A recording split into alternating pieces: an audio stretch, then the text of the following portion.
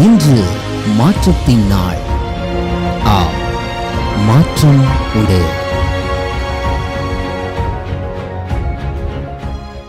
ஆண்டவராக இயேசுவின் நாமத்தினாலே மாற்றம் உண்டு என்கிற இந்த அனுதின தியானத்தின் மூலமாக உங்களை சந்திக்கிறதுல எனக்கு மிகுந்த சந்தோஷம். ஆண்டவரும் இரட்சகருமாக இயேசுவின் நாமத்தில் உங்களை வாழ்த்துகிறேன். சுகமாய் இருப்பேன் என்று விசுவாசிக்கிறேன். கர்த்தர் உங்களோடு கூட இருந்து அற்புதமாய் ஆச்சரியமாய் மேன்மையாய் நடத்துவாராக.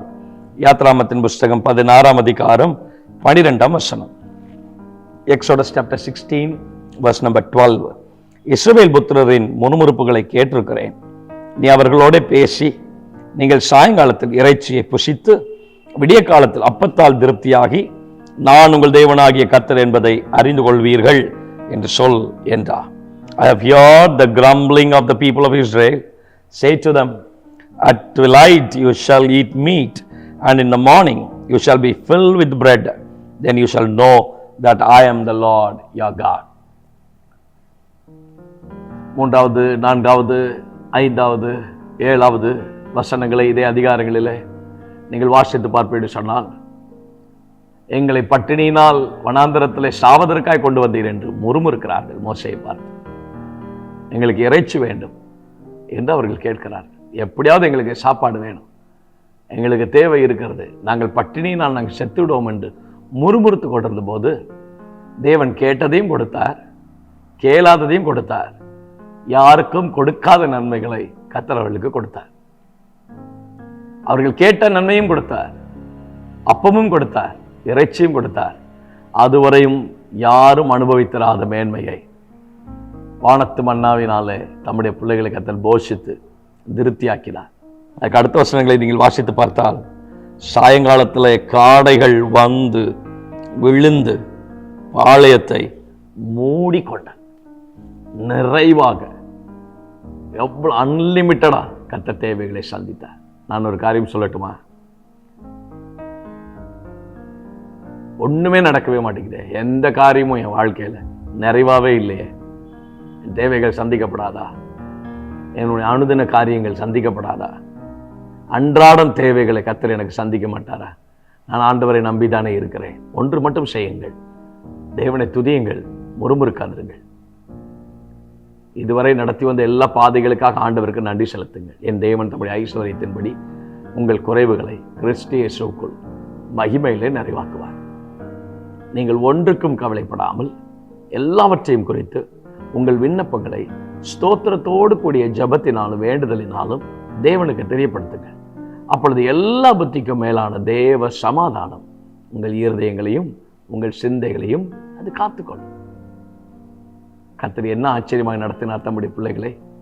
கேட்டவைகளையும் கொடுத்தார், கேளாதவைகளையும் கொடுத்தார். கர்த்தர் கொடுத்த நன்மை எப்படி இருந்தது தெரியுமா? அது வரைக்கும் யாருக்கும் கொடுக்காத மேன்மையை, யாரும் அனுபவித்தராத ஆசீர்வாதத்தை நம்முடைய பிள்ளைகள் அனுபவிப்பதற்கு ஆண்டவர் உதவி செய்தார். உங்களுக்கு இன்றைக்கு நான் சொல்ல வருகிற காரியம் என்ன தெரியுமா? கர்த்தரை முறுமுறுக்காதிருங்கள். உங்களுடைய அன்றாட தேவை என்ன என்பதை கர்த்தர் அறிந்திருக்கிறார். அனுதின தேவை என்ன என்பதை கர்த்தர் அறிந்திருக்கிறார். அத்தியாவசியங்கள் என்ன என்பதை கர்த்தர் அறிந்திருக்கிறார். தேவன் ஆடம்பரமான காரியங்களை சந்திக்கிற தேவன் அல்ல.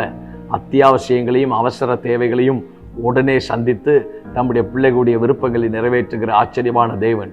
உங்களுடைய அத்தியாவசியம் என்ன, உங்களுடைய ஸ்தோத்திரம் அவசர தேவை என்ன, உங்களுடைய அனுதின தேவை என்ன, உங்களுடைய அன்றாட தேவை என்ன, சகலவற்றையும் கர்த்தர் அறிந்திருக்கிறார்.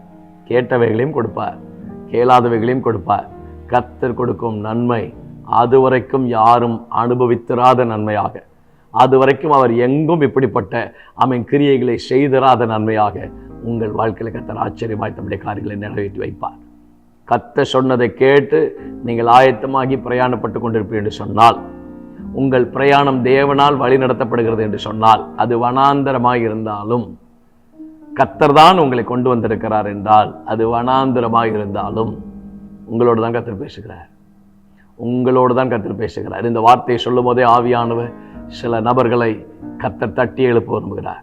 கர்த்தர் தானே உங்களை கரம்பிடித்தார், கர்த்தர் தானே உங்களை தெரிந்து கொண்டார், கர்த்தர் தானே உங்களை வேறுபடுத்தார், ஆண்டவர் தானே உங்களை முன்குறித்தார், ஆண்டவர் தானே உங்கள் கரத்தை பிடித்து நடத்தி வருகிறார். ஏதோ நான் உன் வலதுகை பிடித்து என்று கர்த்தர் தானே இத்தனை வருட காலங்கள் உங்கள் கரத்தை பிடித்து நடத்தி வந்திருக்கிறார்.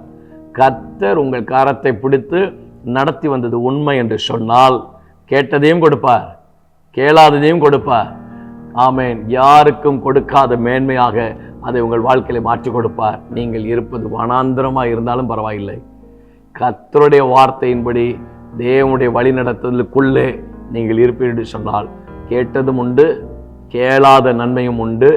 கர்த்தர் கொடுக்கும் நன்மை அதுவரை யாருக்கும் கொடுக்காத மேன்மையாக ஆசீர்வாதமானதாக உங்கள் வாழ்க்கையில் அமைத்து கொடுப்பார். தேவனே, கர்த்தருடைய வார்த்தை எங்கள் வாழ்க்கையில அப்படியே நிறைவேறும்படியாக நாங்கள் ஜெபிக்கிறோம். நாங்கள் இருக்கும் பாதை வனாந்திரமாக இருந்தாலும் அது தேவன் நீர் வைத்திருக்கிற அனுபவமாக இருந்தால் அதிலேயும் எங்களுக்கு ஒரு நிறைவையும் திருப்தியையும் மேன்மையும் ஆசீர்வாதத்தையும் கட்டளையிடுவதற்கு நீர் உண்மையுள்ள தேவன். நாங்கள் அதை விசுவாசிக்கிறோம், அதை நாங்கள் நம்புகிறோம். கர்த்தர் அப்படியே நம்முடைய பிள்ளைகளை நடத்தும், கிருபை தாரும், பலப்படுத்தும். தேவ நன்மைகள் பூரணமாய் விளங்கட்டும். இயேசுவின் நாமத்தில் ஜெபிக்கிறோம் நல்ல பிதாவே, ஆமென். God bless you. God will be with you. தைரியமாயிருங்க. கர்த்தர் உங்களோடு கூட இருந்து ஆச்சரியமா நடத்துவார். ஆமென்.